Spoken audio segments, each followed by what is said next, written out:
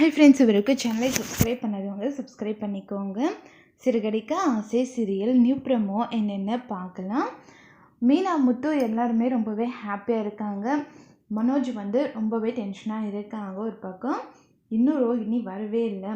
என்ன பண்ணுறேன்னு தெரியலையே, பணம் ரெடி ஆச்சா இல்லையான்னு தெரியலையே அப்படின்னு சொல்லிட்டு ரொம்பவே டென்ஷனாக இருக்காங்க மனோஜ் அதுக்கப்புறம் பார்த்தோம்னா எல்லாமே இன்கம் டேக்ஸ்லேருந்து வந்திருக்காங்க. இப்போ நீங்கள் அமௌண்ட்டு பே பண்ணுறீங்களா, இல்லை உங்கள் கடைக்கு இப்போ சீல் வைக்கட்டுமா அப்படின்னு சொல்லிட்டு ஆஃபீஸர்ஸ் எல்லாம் நின்றுட்டு இருக்காங்க.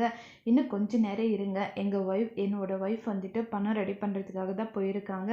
உங்களுக்கு இவ்வளோ டைம் கொடுத்தோம், உங்களுக்கு அது பத்தலையா, இன்னும் டைம் எல்லாம் எங்களால் கொடுக்க முடியாது, அவ்வளோதான், நான் சீல் வைக்க போகிறேன் அப்படின்னு சொல்கிறாங்க. உடனே கரெக்டாக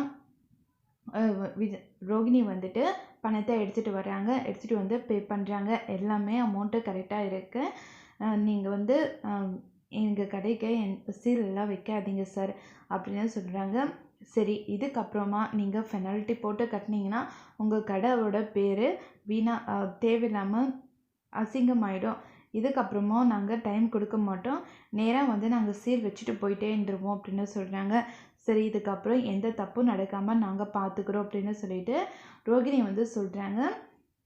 உடனே ரோகிணியை பார்த்த உடனே மனோஜ் ரொம்பவே சந்தோஷப்படுறாங்க.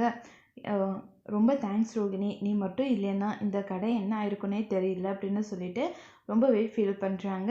அதுக்கப்புறம் ஆஃபீஸர்ஸ் எல்லோரும் போயிட்டதுக்கப்புறமா ரோகிணியை ரொம்பவே சந்தோஷமாக கொண்டாடுறாங்க. நீ தான் எனக்கு எல்லாமே, நீ என்ன சொல்கிறியோ அதை தான் நான் செய்வேன், உன்ன மாதிரி ஒரு ஒய்ஃப் கிடைச்சதுக்கு நான் கொடுத்து வச்சுருக்கணும் அப்படின்னு சொல்லிட்டு கட்டிப்பிடிக்கிறாங்க. மனோஜ் என்ன பண்ணுற, எல்லோரும் பார்க்குறாங்க அப்படின்னு சொல்கிறாங்க. வேலையை தவிர வேறு எல்லாமே பண்ணுவீங்க நீங்கள் அப்படின்னு சொல்லிட்டு எல்லோரும் மனோஜ் திட்டுறாங்க. அதுக்கப்புறம் எல்லோரும் போயிடுறாங்க.